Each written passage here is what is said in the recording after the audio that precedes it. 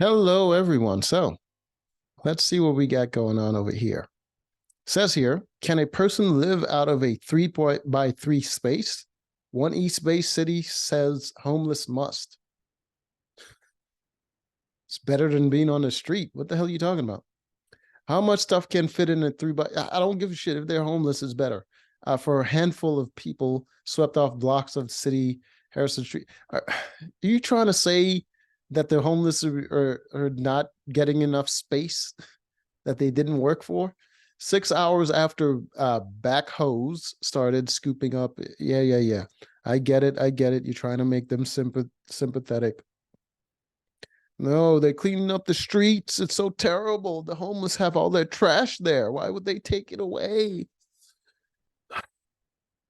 For the 65-year-old, of course. What is a sad story?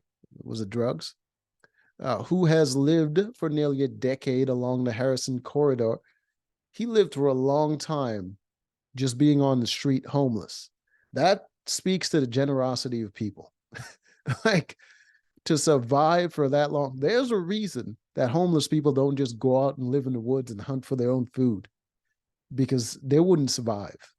The only reason they survive is because the city provides for them. All right. Gilman's District, Industrial Hub, and blah, blah, blah, blah. I'm just trying to grab the most valuable stuff and go. Try to get your favorite cans, buddy. Galtney said, eyeing the public works crews, power washing and fencing off the sidewalk because all of his stink and refuge has made the place inhospitable. Slowly inching closer to his camp that's been swept before, but it wasn't easy. While he continues to wait for his transitional housing paperwork to process, Galtney said Tuesday morning's displacement feels like they're taking another chunk out of me. The city's hurting me real bad. Anyone that talks like that has a serious drug problem. It's hurting me real bad. Yeah, you've been getting high too long, sir. Too long. God damn. This week, the city's public works staff and police officers began closing the long-standing encampment along with 7th, 8th, and 8th Streets in 3 days. Imminent health hazard and emergency abatement. Good, good for them. Cleaning up that city, make it a decent place to live, which was first ordered in August to tackle concerns like rat infestation, structure fires, and mounting garbage with people in it. 2 people were arrested at the start of Tuesday's sweep. They have a home now. Following a 72-hour notice, any belongings besides tents and other cushioning material that were not consolidated within the 9-foot square boundary were either put into temporary storage or discarded.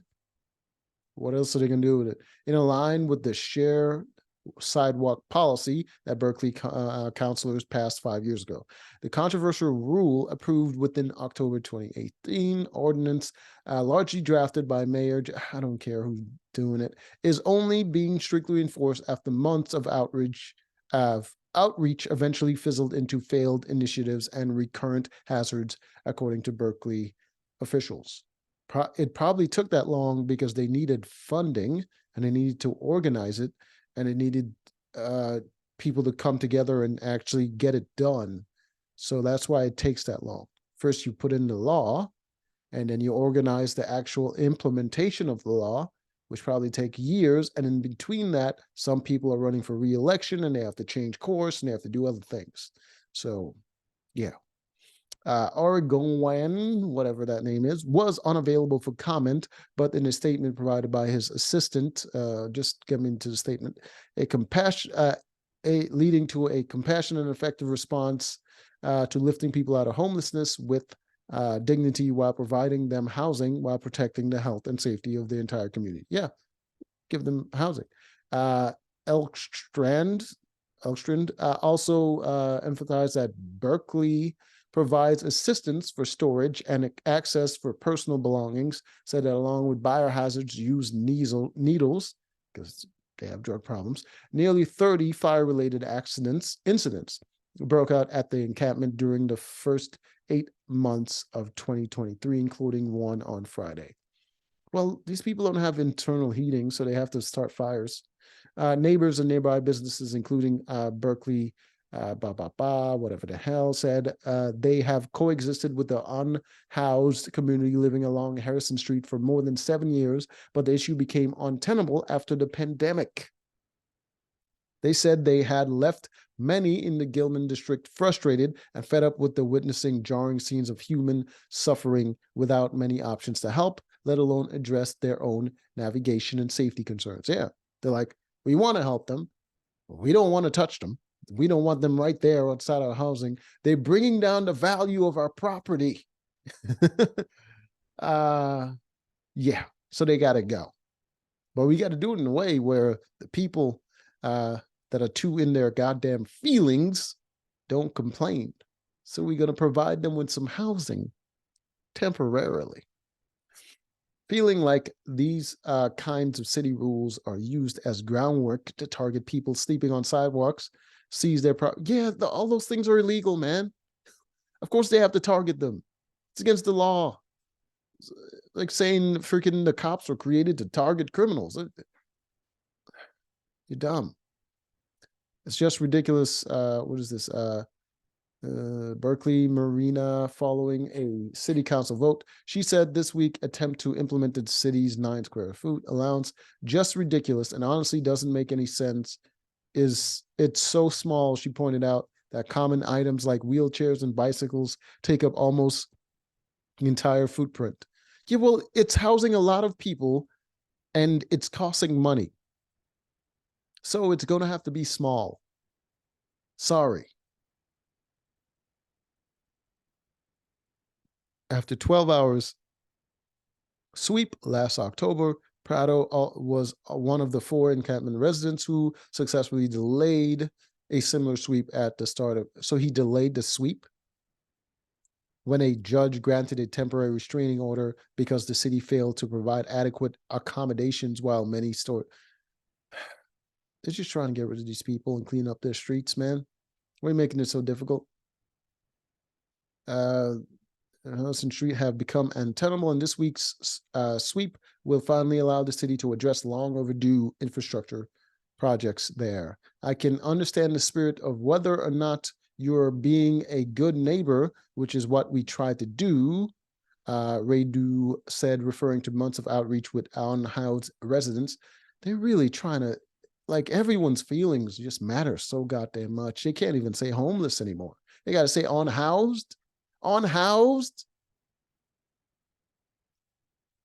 And new guidelines that are still being decided by the city. Our general approach is to be more concerned with the spirit of compliance with that 3x3 law rather than the strict letter of the law. So the law said they have to at least give them a 3x3 space, and what they're doing is they're going to give them exactly 3x3 because it's cheaper.